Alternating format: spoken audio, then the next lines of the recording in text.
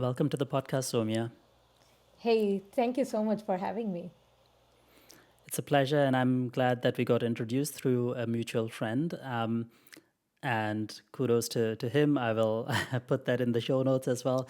But let's dive straight into the conversation today. And you're coming from product management background, working in a very impactful area with an organization that has a ton of initiatives going on. Now, if I look around my network, everybody wants to work in sustainability, and it can range from helping corporates record their CO2 footprints to planting trees to all sorts of things in between, from pure software to very tangible hands and muddied while working on the field. And development seed seems to be somewhere in between. You have various projects, it's not just one or the other. So maybe we start there. If you could tell us a bit about development seed and more importantly, or equally importantly, your journey all the way from starting your career to joining DevSeed. Yeah, sure. So let me start with the second question first, and then as I get into how I joined DevSeed, I'll talk more about Development Seed. How about that? Okay, so I did my undergrad. I was born and raised in Mumbai, and I did my undergrad in information technology. And I was an engineer at first. I did my first couple of years as an engineer. Soon realized that's not necessarily my cup of tea because I was asking really interesting questions in my mind, but to the wrong people. And I wasn't asking the right questions for that audience. And soon I realized, okay, there's a whole other side of business and product and end user aspect that I am really interested in, but I may not get there as a software engineer. So soon I figured that the best way to move forward would be to get a master's degree.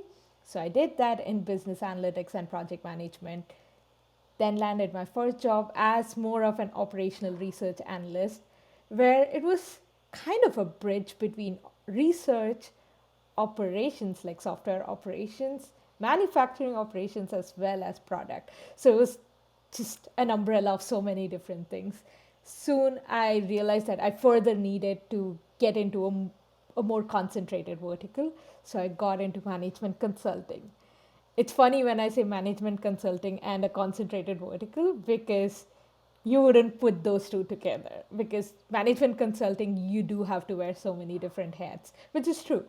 But given where I was in my journey, it was still a niche. So I got into customer analytics, helping restaurants and retail entities understand how their customers are behaving and how and where they should spend their marketing emphasis and initiatives so that they can better serve their customers and grow their business, of course. So I did that. Soon I realized I didn't really enjoy it as much. I wanted to do something that was larger than the down the line profit. So I got into a non-profit association called American Society for Quality, where I started as a business analyst, but I very quickly transformed into this role called operational excellence analyst, which is right now what we call as a product manager. At least the work that I did was essentially that. So I acted as a portfolio manager where we helped develop our strategy, but more importantly, helped implement an execution plan for our 3 year strategy. And it was a portfolio of so many different projects and initiatives. And it's different when you work in nonprofit. It's exciting to see the impact that you start creating, right? And I was able to talk to a lot of our end users, which I feel very lucky that I had the chance to even do that. These were like top quality professionals, people with like Six Sigma black belt and this and that. So I really got inspired by all of that. Around the same time, right before COVID hit, I started getting more and more aware of sustainability and started following what is now known in social media as zero waste lifestyle. So I started incorporating a lot of that.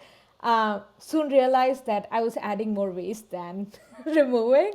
Funnily enough, because I had so much plastics and disposables already in my pantry, essentially, right? That I initially started getting rid of it and then switching over to a more sustainable option.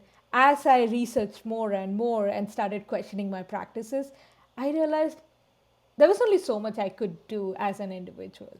I started getting climate anxiety and all of that. Plus, COVID hit, which just exploded that whole anxiety for me.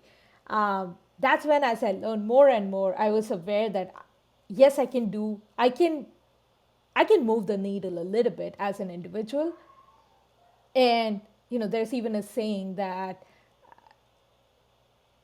1,000 people doing imperfect zero waste is way better than one person doing it perfectly, correct? So I do still try to keep doing and keep improving my practices, but at the same time I know that it's even more impactful if 100 companies did that. And that's where I started exploring more of my opportunities around like a climate positive organization. And now I really wanted this to not be like a very environmental heavy company, but more so a tech heavy company that focused on climate solutions. So that's where, as I explored more, I ran into Development Seed. And now, coming back to your first question, what does Development Seed do? Uh, it is a software client servicing company where we work with our client. We call them partners because that's what they are for us. We work with them to solve some of the world's largest and more difficult, toughest problems and help find impactful solutions. So that typically falls within the climate crises type of problems, as well as finding solutions for humanitarian and development crises. So I really love that because the more I did my research, I learned that there's this intersectionality between climate and humanitarian, where people um, who are the least equipped, or the, let's call it, the poorer communities or people with fewer assets, they are the ones who are most impacted by climate issues, right? So that's where it's like the whole intersection of that is just beautiful, and I really love that DevSeed is where it's at. Amazing. What an incredible journey. So it sounds like you kind of went from your own personal sort of continuous improvement, moving more and more towards your values in your personal life until it kind of intersected with your professional life as well. Not many people can claim that. Obviously, there's a lot of room for many more companies that are also considering their impact if they are not directly working in kind of sustainability sector. So fascinating. And now let's dive a bit more into what happened then. What kind of, this is a very broad question, so feel free to take it in any direction, but maybe if you could highlight some of the fascinating things or interesting things you're discovering and learning about the planet, about impact projects, or because you guys work with, I think I noticed NASA and governmental organizations, and with open source technologies, and like this sounds such a broad world that I'll leave it up to you to tell which stories you want to highlight today. Yeah, sure. Well, funnily enough, you said impact, you used the word impact, and immediately you then talked about our partnership with NASA. I I found that funny because the entity within NASA that we work with, because NASA has so many different entities, right? Um, that entity is called NASA Impact. So I just thought that was just brilliant. um, yeah, so talking about, yeah, we do have quite a few partnerships, some with large government organizations and international organizations. NASA is one, ESA is another. Uh, we also work with World Bank, different bodies within UN, like UNEP in particular, the environmental program. That's an entity we do work with them very closely often. There's also nonprofits and like NOAA. Well, it's more of a government like agency here in the US. Um, then there's like nonprofits that we work with. The Nature Conservancy is one. We also work with uh, humanitarian organizations like the IFRC, the Red Cross, essentially. And then there's more local nonprofits. One of my favorite is called CPAL, which is Child Poverty Actions Lab, which is this nonprofit based out of Dallas in the US. Um, yeah, and I really like that work, especially because that's something that I'm very closely involved in. And they're brilliant. They are great at. Um, well, let's start with their North Star, I guess. Their North Star is to reduce child poverty by 50% in 10 years. Now, you can imagine how aggressive that North Star goal is. And they really are working towards it, and they're very data driven, data heavy. And that's where it's a great partnership for Development Seed, because all we want our clients and partners to do is to have the data that they need to be able to make data driven decisions rather than making decisions in a vacuum or based on feelings and just what the in product you call it the hippo or the highest paid individual, whatever their opinion is. So not going with that, but instead going with what's right to do, what's the objective truth here, hard facts here, and how can we best benefit the society. So yeah.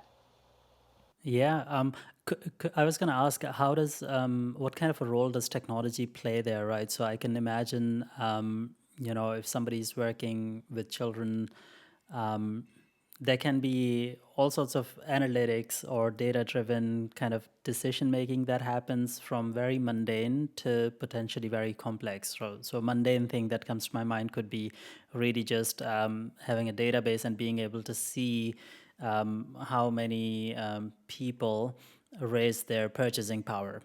Starting from the first data entry to the, let's say, a year down the line.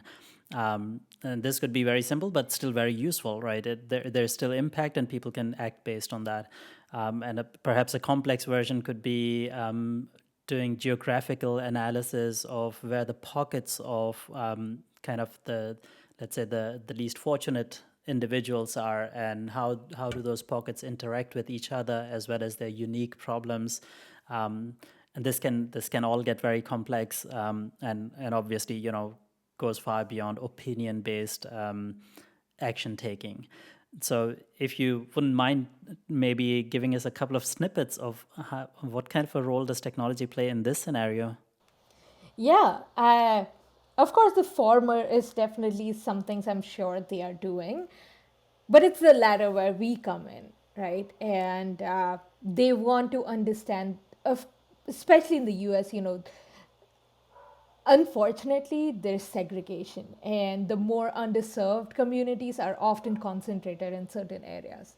Now, you can't necessarily go house to house and find out what the problems are. Is this an underserved household? Do they have children that may be compromised in any which ways from a safe, healthy lifestyle? That's hard to do. That's where we get into more science backed, data driven metrics to assess that, right? One of the solutions that we are working with CPAL on in particular is using street view imagery. So essentially, you have a car, you can imagine a car almost like a Google map or an Apple Maps type of car. Um, that has a 360-degree camera placed on top of the car, and they go street by street, capture images of every single household, every single parcel essentially, and then just take snippets right throughout, and they capture that, then send it to us, we process it, and then using our machine learning models and working with CPAL, we identify different blight features. Now, they are subject matter experts, so they know what they're essentially looking for. So Let's look for broken windows, for example. Let's look for abandoned parking lots, because they have seen scientific research and studies that have shown that there's a very strong correlations between these kind of indicators and crime, these kind of indicators and poverty. So can we identify those properties, and also we further segregate those, separate those as what is just not a great lifestyle versus what is more of a crime ridden property. And again, based on science and studies, the different indicators can identify different things. And we provide machine learning models that can detect, using those street view images, detect, okay, these are those properties and parcels that you need to look out for. And then they aggregate it. They don't want to look at the individual property, of course, but instead, what are the heavily impacted areas where we need to intervene sooner? And then they work with like uh, urban planners and community leaders within Dallas who can go and do the on the ground initiatives that they need to. Now, that saves them so much time because you're not sending an inspector to go check all the places. It's not subjective either because it's a machine learning model that gave you that data, and not my individual perspective that, oh, this house does not stay up to code or anything like that. So you remove that bias, the human bias, especially when it comes to these kind of humanitarian aspects. There's a lot of biases, there's a lot of political inclinations, and that can influence who gets better service and who doesn't, who gets to see the impact and who doesn't. And that's what we are trying to eliminate by using technology here. Wow, that's incredible. I wouldn't have put the two together, but that's such a great example, right? Because if we think about community services, 10, 20 years ago, the first thing that would come to our mind would be maybe surveys. And we know surveys can be very limited, and especially if there's kind of political or ethnic biases involved, you could get very limited data. But suddenly now a light bulb just went off in my head because yes, it makes sense that using Street View, you can really tell, you know, kids on the street, rundown places, and then putting it together with the rest of the information, availability of schools, etc. Those things can then really become very powerful, very impressive. That's incredible. Yeah, yeah. I really think that it's one of my more favorite projects, even though I know I particularly joined DevSeed for their climate focus. It's the intersectionality that really got me staying there. And I feel so proud. I I know that most, when you started the conversation, you said that most product owners, especially product managers, they would want to be in this role. And that's true. Every single day, that's what gets me going when I think about the work that we do and the impact that either we have right now or we intend to have. And I say that because a lot of our projects are so unique, so innovative right now that often we work with clients to just experiment because neither of us know that that can actually happen. Here's an idea, here's a problem. We think this is a good solution. Hey, have we considered using Street View imagery to detect if there are schools in this remote town of Cambodia?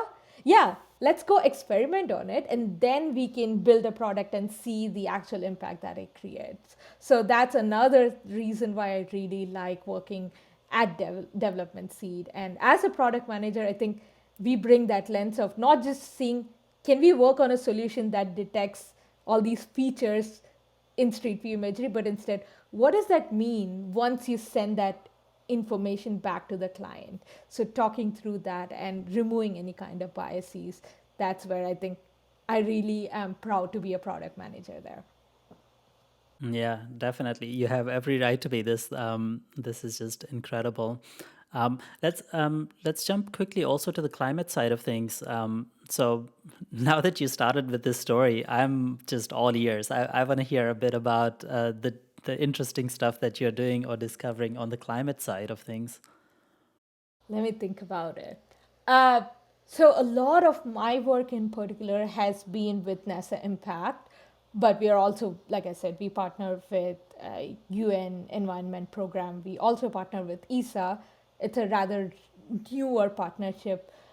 One area that we are trying to focus our efforts around is water, and it's a whole portfolio of different type of projects. And I particularly work with our machine learning engineers, so most of my experience comes from how we incorporate AI or any kind of models. It could be machine learning models, it could be just a physics based research heavy model, um, to to drive insights, and then use that data to help water management essentially.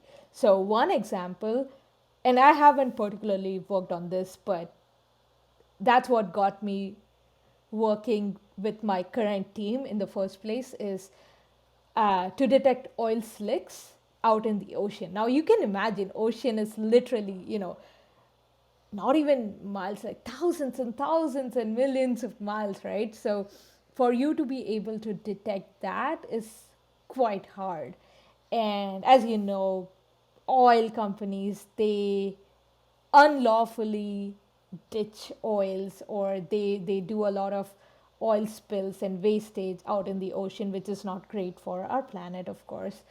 And in order to make sure that they are fined appropriately and there's limited political involvement there again, we we use satellite imagery to detect oil slicks in the ocean. So essentially, in a very, like, if I were to explain this to a 10-year-old, I would say that um, satellite data and the way that light reflects on different surfaces, and uh, we can detect different properties of uh, different elements essentially, is is very scientific, of course, but we can use that frequency and wavelength of the satellite imagery to then detect different features.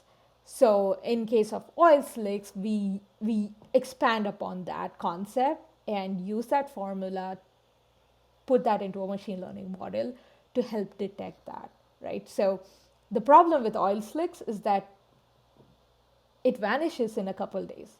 So it has to be near real time. And so our machine learning model not only has to be quite accurate, but also has to be close to real time. The frequency has to be quite accurate too. So make sure it's ready to go. And once you detect that, then we work with our partners who can then work with the right entities to ensure that the corrective measures are being taken. So that's one that really got to me, and I was like, I have no clue how anyone could even do that, right? And then the other project that really got to me was detecting marine debris out in the again ocean, and water, one of the biggest adulterant right now for water, and one of the biggest threat to our aquatic life is plastics, right? And it's a non-machine learning model, it's a physics based and detection model that very scientific and literature heavy. My team, they were able to work on um, using marine debris detection. I believe there was also a machine learning model. So using all these different models, that's very mathematical and statistical, to to detect in a non-optical wavelength of satellite imagery, to then find out, okay, where can we find plastics, right, out in the ocean, out in the Great Lakes, out here, where it's really hard for humans to go. Now if it is by the shore, sure, maybe someone can go find it. Also, like, we have so much shoreline, right? So it's impossible for humans to manually go assess all of it, let alone go clean it up after. So that's where incorporating all different data sets in addition to the satellite data, what's cool is our team also went and got, they sourced data and pictures from Twitter and all these different places of people out in cruises who would take photos, and sometimes use that also to detect marine debris, which was just incredible to me that we could use that and still avoid any kind of manual work. And then working with partnerships, there are all these greenifying communities. Even locally, we have some like cleanup communities, right? They can then go and focus on specific areas. Here's where we have the highest concentration. Can we get to all of it together? Probably not, right? It's a big problem right now. But can we do the 80-20 rule where it's like, let's go to this one place, spend 20% of our effort to get 80% of the impact that we want to get, right?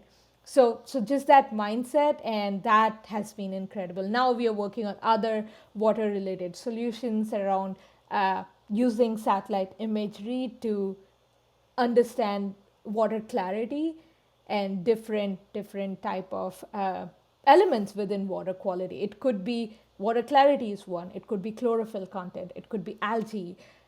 So all these different type of indicators within water that can make water not great to use, whether it is to drink or not.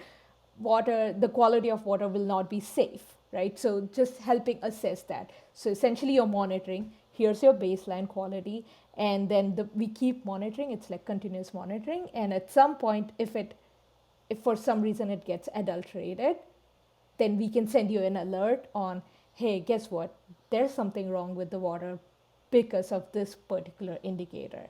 And so that's another area we're focusing on. Yeah, incredible. I was thinking with plastics and other waste in the water. The crazy thing about that is that it doesn't finish where it starts, right? So it travels around, and that's another thing that we have to think about. It's not just kind of figuring out one shoreline where there's a bunch of tourists making a mess and then doing something about it, but there's a much bigger problem around that. This is so fascinating, and I have two questions. Maybe the slightly simple one first. Have you also now that you guys have been doing this work for quite some time now, and you personally for a while as well, um, do you see the situation improving? When you say the situation, you mean The reduced plastic debris in the pollution? water, yeah, for example. Unfortunately, not. I don't think so. Maybe there's more awareness though. I personally, this is where my climate anxiety just shoots up through the roof. Uh, I think there was a little bit of improvement, like till early 2020. But once the pandemic hit, as you know, there's the use of disposable items just started skyrocketing, right? So most places, and there's more mask. Literally, if you just walk two steps down the road, you would find a mask, or you would find a spoon, a plastic spoon or something. Uh, it, so unfortunately, I don't think it's quite there yet, and that's where I really want to encourage more people to put planet over profit, and people as well as companies, of course. Think beyond your profit. Yes, you can probably make profits, but also without hurting the planet. So the more we encourage people to think about those in the little ways that we can, it would just bubble up, and we can get to a point that, you know, it is finally making an impact, and it's finally creating a difference, but not yet. Not yet. Well, fingers crossed. I'm thinking, what kind of dinner table conversations do you have coming back from work with climate anxiety and also the positive feedback from your work? How does that impact your circle of relations? Uh, Actually, funnily enough, it has gotten better, because when I was doing it as an individual, I always used to hold people in my close circles far more accountable. So, to a degree, I would even judge them, which I'm not proud of, but I did it, where I would say, why are you? I mean, I was never a fan of I know people went from like disposable straws to plastic straws. Like, just go to the metal straw once and done, right?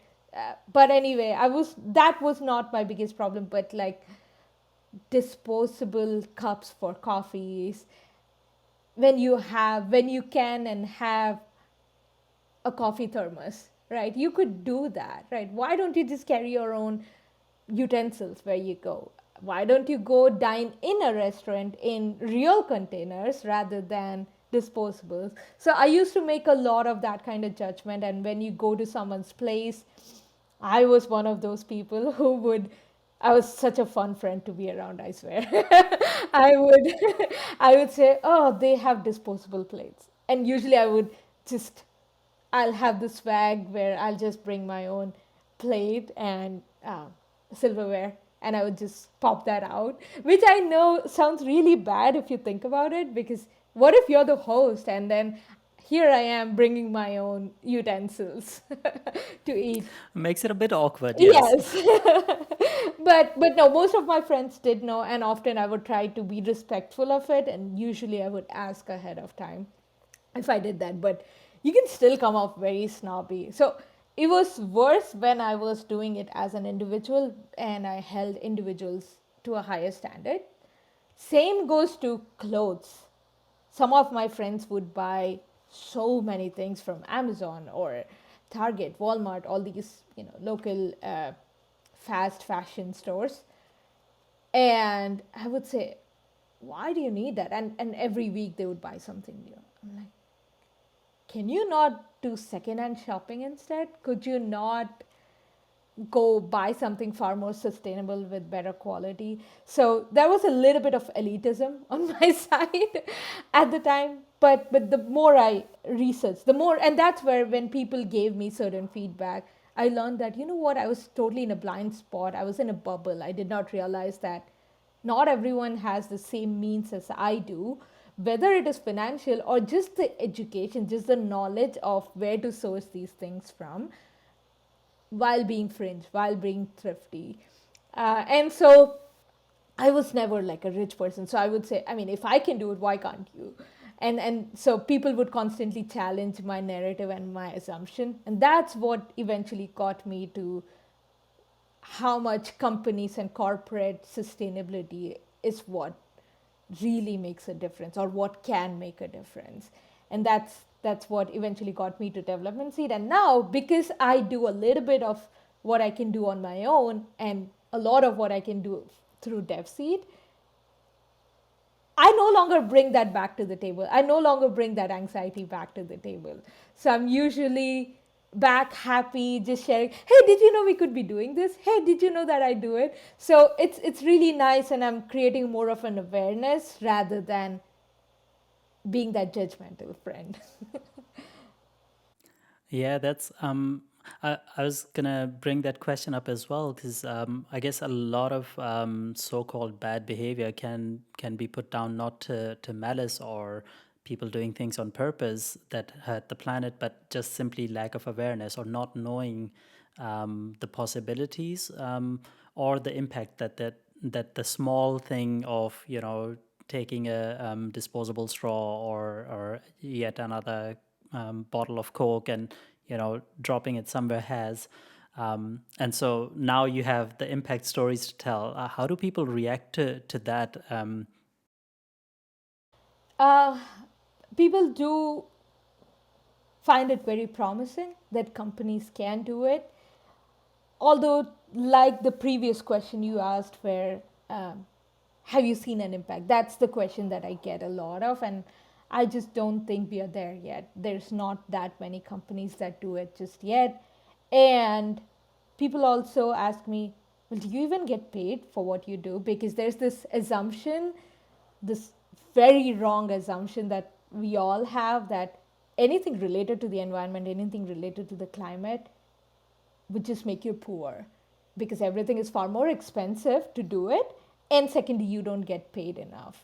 Whereas if you go to like a big tech company or the big fours, you get paid a lot of money, but you're not doing anything great for the climate, for the planet, right? And that's where I I have been trying to change the narrative that no, you can get paid well, maybe not the same as getting paid at Google, but you're still getting paid justly, and you are making a difference to the planet. So the more people do that, the more demand that we create, and the less demand we create for these other type of opportunities, that's when we can start to create that balance, right? We can shift gears there. Absolutely, absolutely. So I want to jump back briefly to the technology aspect, since you're in the thick of things there.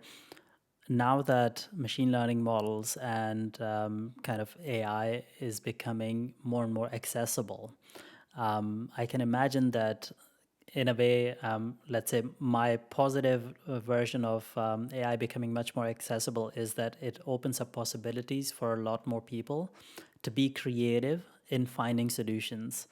Um, how do you see this playing out in terms of just from the availability of technology and ease of use from your point of view, and then its impact on society?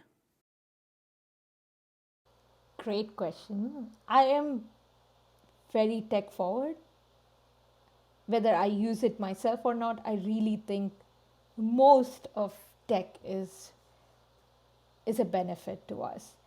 And especially with chat gpt making a wave out in the world, and literally even my parents who are not very tech savvy are into it right now. I just think that that's great, right? Especially generative ai. It it depends on how you use it. Now you could use it, one, you could use it for malice, which is of course not what we want. You could use it for uh, not necessarily evil, but you could be fringing upon copyright for people, right? Infringing on copyright. That's not great.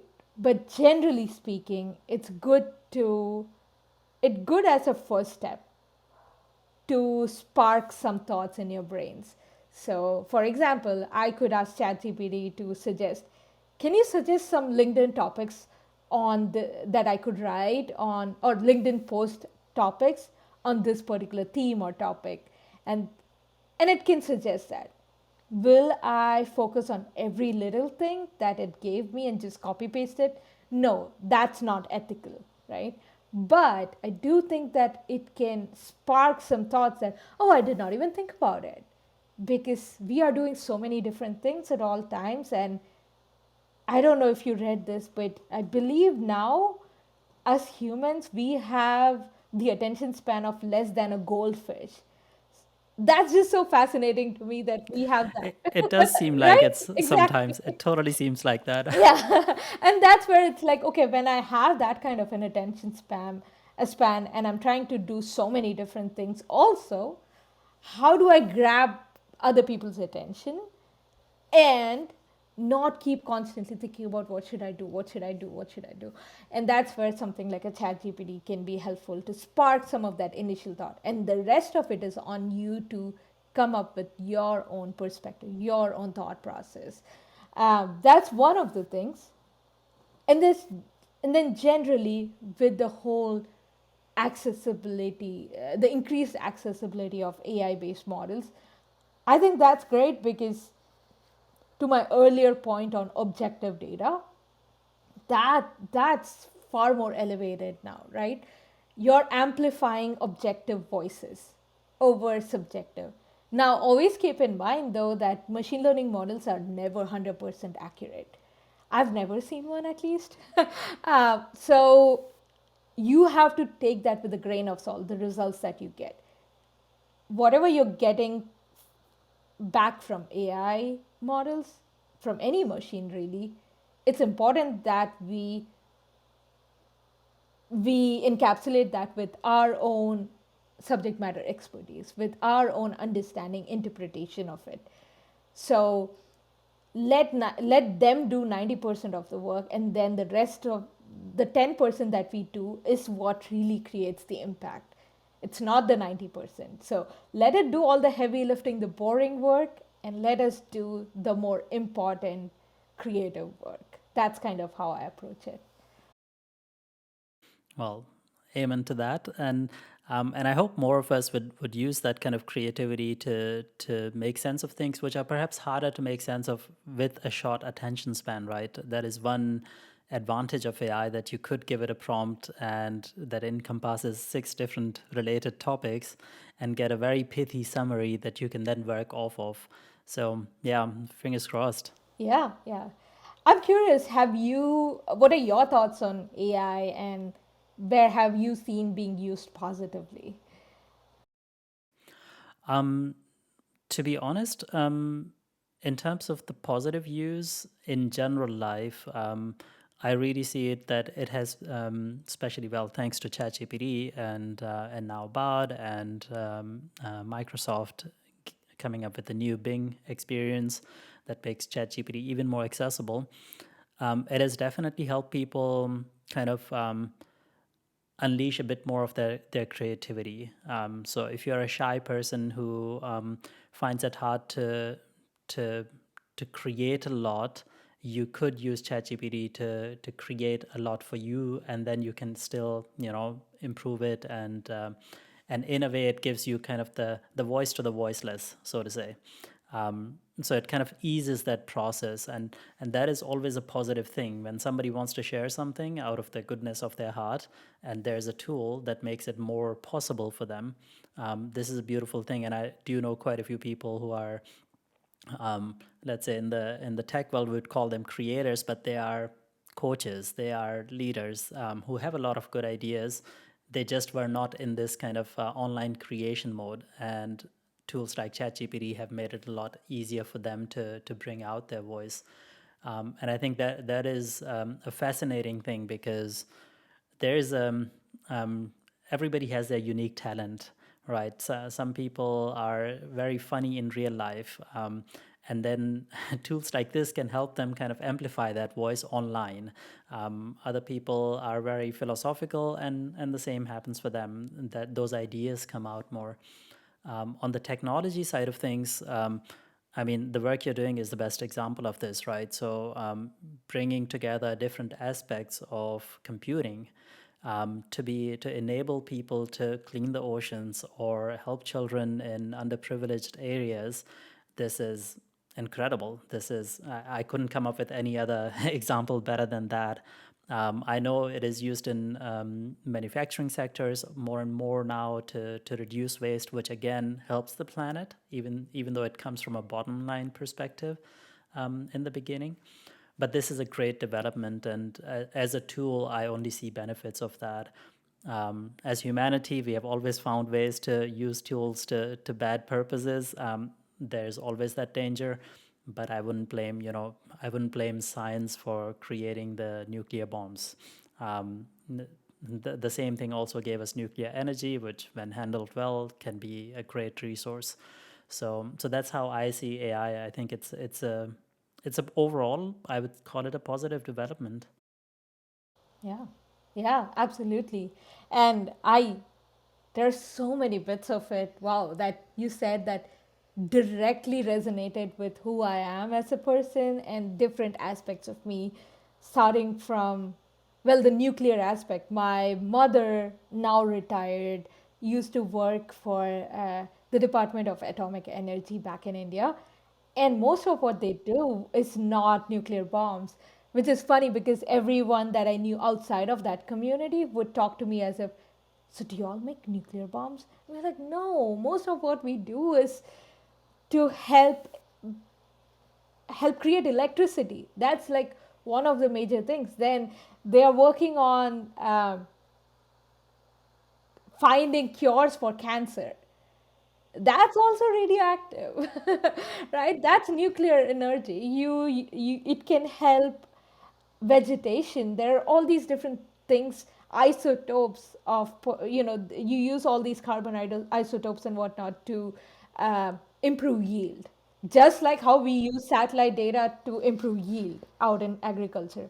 So there's a lack of awareness there, and people just, unfortunately, our memory is just designed so beautifully to remember the one bad thing over the 10,000 great things that happen, right? So it's just unfortunate, but yeah, I do resonate with that. And back to your thing about shy and the the creators essentially, right?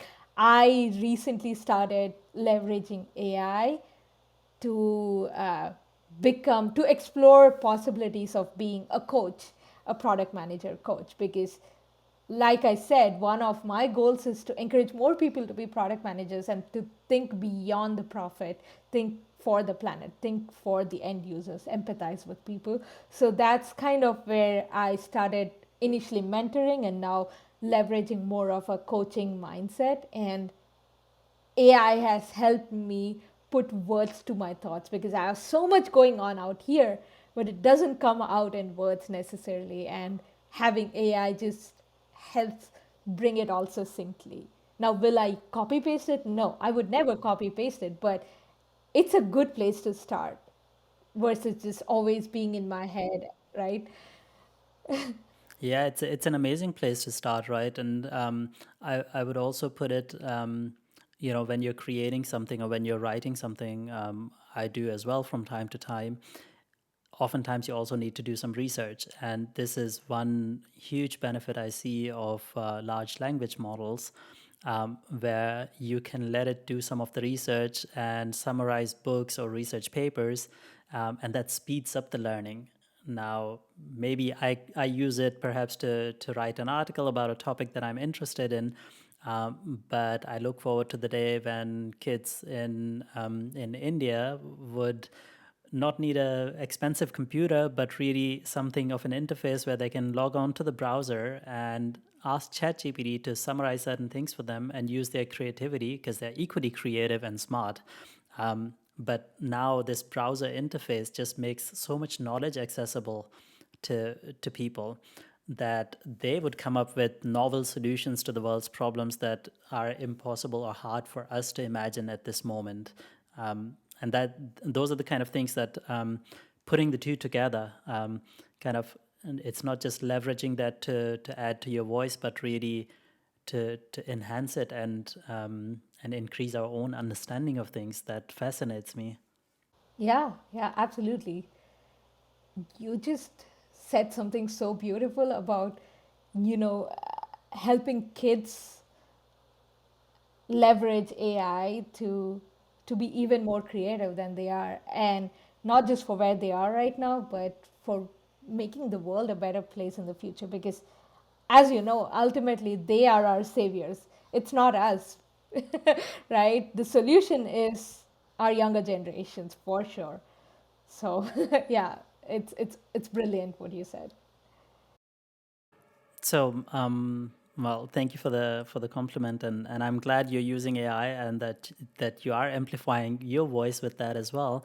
The podcast is another platform where we amplify voices, and since we are approaching kind of the end of the podcast today, I want to give the stage to you. I only have one formal question, which is perhaps if you could maybe, if you'd like to, summarize some of the lessons learned along your journey, because I can imagine there are many other people who would like to embark on such a journey, whether personally or professionally. Um, that if you could summarize those or share those from your point of view, can be one, can be two, can be three. It's up to you. And if you would like to throw in any other topic, the stage is completely yours. Wow, okay. Where do I start? Okay, so as a product person, something that I like to do, but more so encourage others to do, is to embrace what others have to bring to the table as much as you want to showcase your skill set. Um, I really like, in product management, we call it user empathy, right? So it's essentially just actively listening to the other person, meet them where they are rather than trying to bring them to where you are, right? So to my example of when I was trying to practice sustainability as an individual, and I would be that snobby friend and thinking, well, if I can do it, you can do it. That was never really the case, right? So the more I really listened to what people were going through, they had more critical problems that they were solving. So this was not their priority. Maybe they did not have the same means to it. Maybe they did not have the education. So once I learned that, once I was able to empathize on it, only then I was able to partner with them on finding the right solution. So I could bring them from where they are to where closer to where I am. Now, that doesn't mean that I'm necessarily ahead of them by any means, right? It just means we are in different places. It's not a linear space in any way. That's one thing. So, empathize, actively listen to people. Everyone has something amazing to share. We all have incredible stories. That's what makes us human, right? That's why we are not ChatGPT, we are not AI. The other thing regarding planet, it's like every little thing matters. Everything that you can do. So, for example, I didn't have my spoon today and I need to do a takeout. Sure, it's okay to get a plastic spoon today. Maybe next time you don't do it. Maybe you remember to bring it, right? Or whatever that action. It doesn't have to be that big or that small. Is there some place where you can educate yourself more or encourage others to do something beyond just profit, beyond just money? That do it, do whatever you can. Every little bit counts, right? And lastly, I just think we need to embrace technology and not be afraid of it, because that's here to stay, right? The technology, the shape of it would change, right? How it looks today would be different. Like if you asked in 2000s, in early 2000s, we had, at least where I'm from, we had dial-up connection for internet. Before that, we didn't even have that, I'm sure. But then late 2000s, we got into more of what we call broadband networks. And now we have all these incredible Wi Fi services, and most of us don't even need to use a bulky laptop or a computer system. We do most of our work on a phone, right? So it's handheld. So technology keeps changing the face of it, but the more we embrace it, the more we can use it for positive needs and the more we can smartly grow as well. So that would be the last thing. Well, Soumya, thank you for those messages. It's been such a compact podcast that I want to leave our audience with those thoughts. Um, it's been such a pleasure having you on the show. Thank you from my side one more time.